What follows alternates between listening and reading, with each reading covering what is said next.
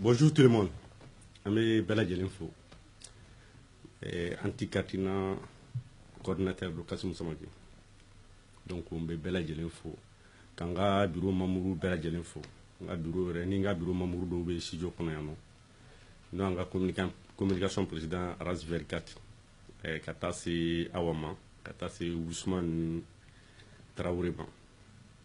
Voilà. Mais Bella Jelinfo, Kabé Walimandon. Ka groupe mɔgɔ bɛɛ lajɛlen fo ka taa bureau kɔnɔ groupe 1 groupe 2 groupe 3 fo ka taa se telegram sanfɛ ka Espagne fo ka Allemagne fo ka Italie fo ka Mali groupe bɛɛ lajɛlen fo an ka bureau mun bɛ Mali kɔnɔ an bɛ bɛɛ lajɛlen fo an sigi yan basi tɛ min kɛra Mali kɔnɔ a ma dogo mɔgɔ si la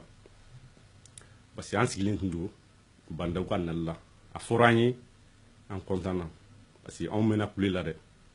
carte nako la Malendou Mumbe diaspora kono u mena kasila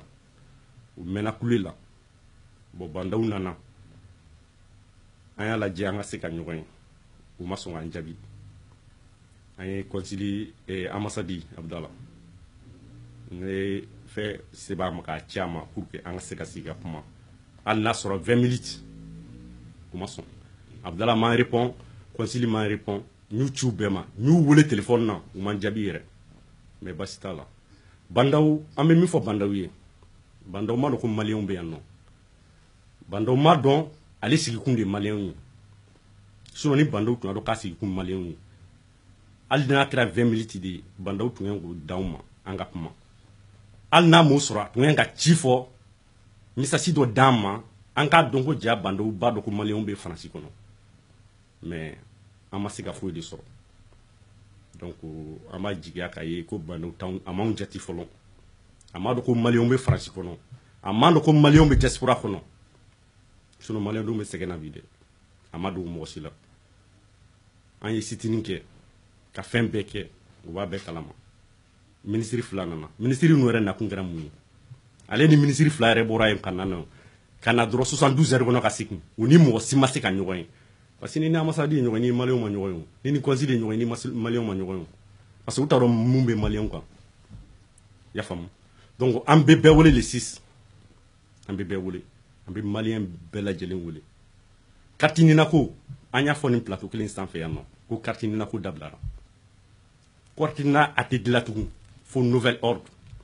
an b'a fɔ bɛɛ ye an y'a fɔ bɛɛ ɲinɛ bɛɛ ka wuli maliyɛnw a ye wuli carte ɲina aw ka passeport lienlen don passeport carte ɲina la carte ɲina yɛrɛ tɛ yen tugun i y'a faamu an b'a fɔ mɛ mɔgɔw miiri ko an bɛ ka slogan mun fɔ ou bien an bɛ ka kuma mun fɔ k'an bɛ ka an yɛrɛ défendre an tɛ k'an yɛrɛ défendre a tɛ kɛ tugun quoi i y'a faamu i b'a essayer ka taa k'i bɛ rendez-vous ta u bɛna min f'i ye fo nouvel ordre carte ɲina tɛ dilan tugun parce que u tun y'a dabɔ hali u tun ye aravɛki mun fɔ u tun ye carte électorale ko komi 2022 élection bɛ yen nɔ a kun kɛra o dɔrɔn bon o yɛrɛ ma sira sɔrɔ Mali yɛrɛ bɛ situation min na sisan an bɛna fɔ k'an bɛna élection yɛrɛ préparer fɔlɔ anw yɛrɛ bɛ situation min kɔnɔ an t'a dɔn an b'an ko min an b'an ja min an bɛna mun élection kɛ est-ce que i y'a faamuya donc an bɛ min fɔ bɛɛ ka wuli an ka ɲɔgɔn dɛmɛ le 6 n'a la a bɛ ye a bɛ mɛn fɛnɛ a kulo la mais anw bɛ min fɔ anti carte ɲina an bɛ segin a kan bandaw nana a ma sɔn a n'anw ka ɲɔgɔn ye a ma foyi fɔ ko an bɛ se k'an bolo minɛ min kɛ an ye mɔgɔw bila ka taa mercredi consulat Amasadi da la u m'a répond u y'an kɛ fatɔ de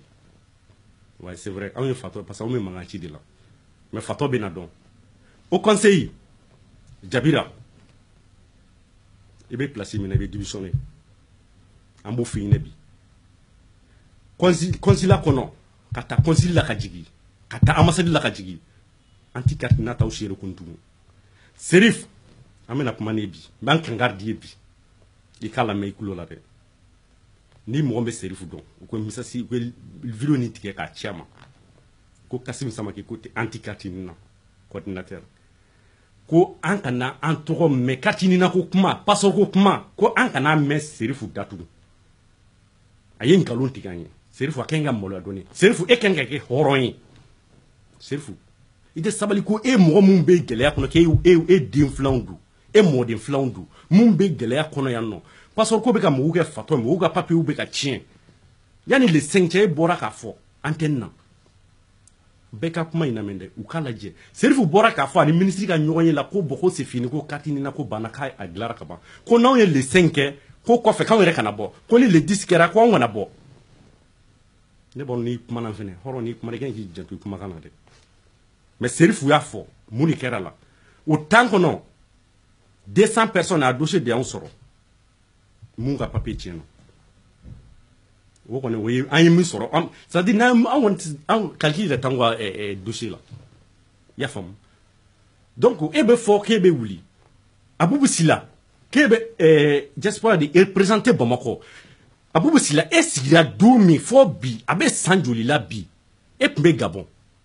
i wulila don jumɛn hali mɔgɔ mun bɛ Mali kɔ ka Gabon yen nɔ k'i taara u voir yɔrɔ dɔ la ko problème bɛ dɔ la mɔgɔ kelen na Abouba Sila e ka mandat kɔnɔ e k'a tigi fɔ Faransi i yɛrɛ tɛ Faransi dɔn i tɛ Europe yɛrɛ dɔn Abouba e ma wuli don si ka voli ta k'i bɛ taa diaspora représenter yɔrɔ dɔ la i ka élection kɛra i ka membre mun bɛ bureau kɔnɔ an ye i ka premier mandat banna i tun bɛna gɛn ka bɔ yen nɔ i ye min kɛ i ka membre de ta e ka bureau membre de ta k'u ka taa voter Bamakɔ i ye billet de tigɛ ka d'u ma bon i sigilen don kɔnɔna la i bɛ ka i sigi hali sini n b'a bɛɛ kalama je suis témoin a don an tun b'a fɛ ka changement don ko la i y'i ka bureau membre de ta yan nɔ ka taa n'a ye Bamakɔ e y'i ka bureau président ta ka taa k'u ka voter e bɛ se ka perdre cogo di o temps kɔnɔna na o de kɛra dɔrɔn mandat yɛrɛ tɛ yen tugun Abouba Sila TP sigira déjà premier mandat banna an ye élection ko kuma jumɛn mɛn o tora diaspora anw tɛ ko kalama de ya han anw tɛ ko kalama anw kɛra mun de ye e b'anw représenter han mais e t'a dɔn min b'anw kan Abouba Sila i b'i ka sigi de la an b'o fɔ transition gouvernement ɲini Abouba Sila b'a ka sigi la a tɛ diaspora ka sigi la dɛ o conseil mun bɛ yan u b'u ka sigi la u tɛ diaspora ka sigi la an kana an tɔgɔ mɛn mɔgɔ si la ko diaspora à partir d'aujourd'hui an kana an tɔgɔ mɛn mɔgɔ si da parce que anw t'u dɔn a ko Serifu mun bɛ na k'o bɛ mɔgɔw représenter Serifu yɛrɛ b'a dɔn k'anw bɛ yan a t'a dɔn parce que n'i b'a dɔn walahi i bɛ kuma mun fɔ i t'a fɔ quoi Serifu caméra ka di ye mɛnɛ tableau plateau ka di ye dɛ mais taa i ka condition i ka association tɔgɔ de taa o la kana taa anw tɔgɔ la tugun i y'a faamu association tigiw bɛ anw ka jɛkulu nɔ k'a bon ne ka association mɔgɔ ye CEDEAO mɔgɔ bɛ hali 100 personnes bɔ wa o bɛ se k'anw représenter cogo di CEDEAO yɛrɛ t'a dɔn diaspora yɛrɛ kan ka sa u kan ka dɔn yɛrɛ mɔgɔw bɛ dɛmɛ cogo min u t'a dɔn e bɛ t'i sigi i bɛ nin combien millions de financer anw na a bɛ financer min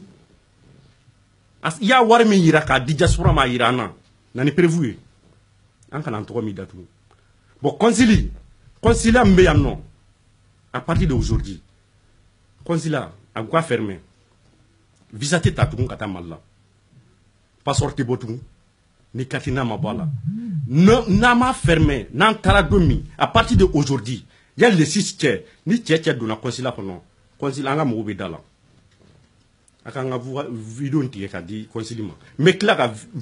vidéo tigɛ ka ci consulat ma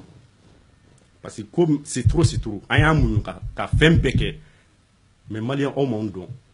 État malien yɛrɛ m'a dɔn ko diaspora bɛ sɛgɛn nin na quoi est-ce que y'a faamuya parce que au conseil n'u bɛ ka ko au conseil e cɛ ja mɔgɔ bɛ bila baara la a t'a dɔn a bɛ min kɛ mɔgɔw tɔgɔ bɛ fɔ État malien bɛ mɔgɔ reconnu mais a yɛrɛ t'a tila k'a lajɛ est-ce que a bɛ ka rôle jouer parce que n'i ye mɔgɔ bila baara la o de ye Mali ci parce que Mali yɛrɛ ne t'a dɔn Mali bɛ na kɛ cogo min na quoi n ma dɔn parce que mɔgɔ min kan ka bila la et puis Hervé Diarra yanni ka taa kuma Hervé Diarra a k'a ka bagasiw plier Hervé Diarra parce que e ye Karimu ka pion de ye consulat kɔnɔ yɔrɔ n bɛ kuma in fɔ Karimu ka pion don Karimu y'a lasigi ko Hervé Diarra a k'a ka bagasi ta ka taa Mali la yɔrɔ a n'anw sigira don a ko n'a taara Mali la ko baasi tɛ ko a bɛ place min na Mali la ko ka ɲi yan ta ye mais ko anw diɲɛna ma a ka taa ni Hervé ma taa n'an wulila Hervé i b'a dɔn min bɛ yen i bɛ bagasi pili a k'a la démissionner a ka taa Mali la a fɛnɛ tɔ kelen bɛ yen nɔ cɛ tɔgɔ bɔra n kɔnɔ Magalu e bɔra Mali la ko e nana ko kana diaspora kama ko parce que aravaki manjini ni a ka bagasi manjintigi ninnu ko e de bɛ informatique dɔn ka tɛmɛ bɛɛ kan Mali kɔnɔ mais Magalou e nana tepe nana malien ma se ka foko malien ma se ka passeport sɔrɔ tugun Magalou an fɛnɛ jeni ma k'i ka taa o mɔgɔ fila aw ka démissionner fɔlɔ et puis baara tɛ consulat kɔnɔ dɛ a ka démissionner et puis consulat a ka message a bɛ n ka numéro b'a bolo n ka email b'u bɛɛ bolo u k'a ci ma ko bon k'a démissionner papier filɛ ko k'u taara Mali la réveil e m'a dɔn ko malien e ma malien den hinɛ minɛ réveil jara hali sini Karimu ka ordre de b'a kan consulat kɔnɔ an b'a kalama an bɛ kuma nin fɔ don dɔ mɔgɔw b'a kɛ manamanakan yan ne ni Karimu tɛ ɲɔgɔn ye sira la o ne tɛ Karimu dɔn a tɛ n dɔn i y'a faamu wa mais Karimu ka ordre de bɛ yen i nana mission min kama an y'a ye c'est bon i bɛ segin ka taa Mali la sinon malien denw sɛgɛnna quoi an ti carte nin na e conseil wo a fɛn fɛn wo anw yɛrɛ de bɛ mɔgɔ choisir sa ka sigi an kunna min b'an dɔn hali e conseil Jabira e sigira namara min kan an y'a ye o 2018 ne tun bɛ ko in na i taara cogo min an b'a dɔn i taara position min na an b'a bɛɛ dɔn i kɔni i b'i sigi i yɛrɛ de ka sigi la yan nɔ i t'anw ka sigi la i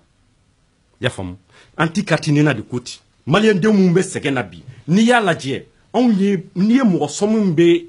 Faransi yɛrɛ kɔnɔ mɔgɔ sɔn min bɛ Espagne kɔnɔ mɔgɔ sɔn min bɛ Allemagne mɔgɔ sɔn min bɛ Italie ka fara Afrique yɔrɔ ninnu kan c'est à dire n'o jama jate minɛ ko o conseil ma se k'a dɔn ko gɛlɛya de bɛ malien denw kan yan nɔ ko o de mɔgɔw b'anw de ka anw représenter yan nɔ e n balimaw an ka lajɛ o kuma fɛ tɔgɔ de don wa ka tɔgɔ di la dɔrɔn ko e diaspora e bɛ ka o conseil de kɔnɔ o taara mun de kɛra k'a fɔ malien an tɛ se ka wuli an bɛ bɛɛ wele bɛɛ ka wuli ko daminɛlen don dɛ ko daminɛlen don donc n'an taara an bɛ se quoi donc maaw bila yan nɔ fɔlɔ kuma ma ye mɔgɔ kelen da merci beaucoup.